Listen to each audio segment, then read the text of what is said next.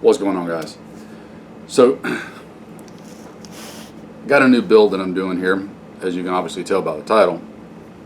And I snuck it in my update video that I just did a couple of days ago. But I know not everybody necessarily watches those update videos and such. So I thought I'd go ahead and do a separate video just on this build, just kind of give you a quick overview of it, because I know there's some folks that might not be interested in one or the other and whatnot. So anyway, just to get to the point, new build that I did, Palmetto State Armory lower, Palmetto State Armory upper and build kit. This is one of their 16-inch stainless barreled uppers. This barrel is a 1-in-7 5.56 chamber.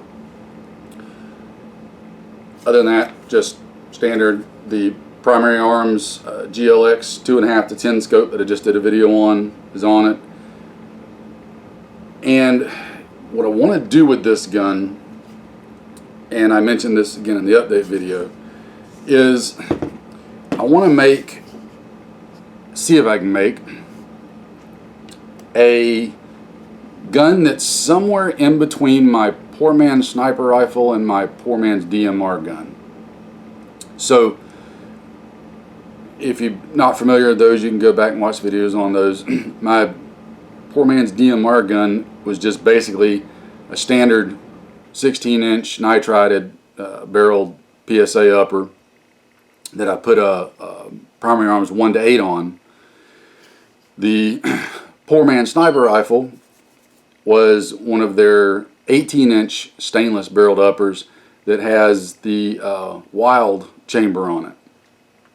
Now, the poor man's DMR is plenty accurate for that role and what it is. The poor man's sniper rifle, as y'all obviously seen, is capable of outstanding accuracy. I used it in NC Scout, Brush Beater's Scout class, and 500 yards, ring and steel was not an issue with it. But I wanted something kind of in between those two, right?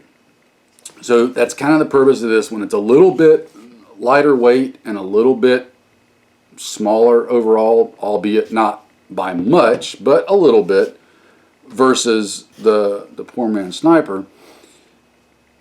But what I want to do with this is keep it. I'm not going to put a bipod on it. I'm not going to do anything like that. How you see it is how it's going to stay, other than obviously magazine. I want it to be as portable as possible and see if I can squeeze a little bit more accuracy out of it at a little bit further distance.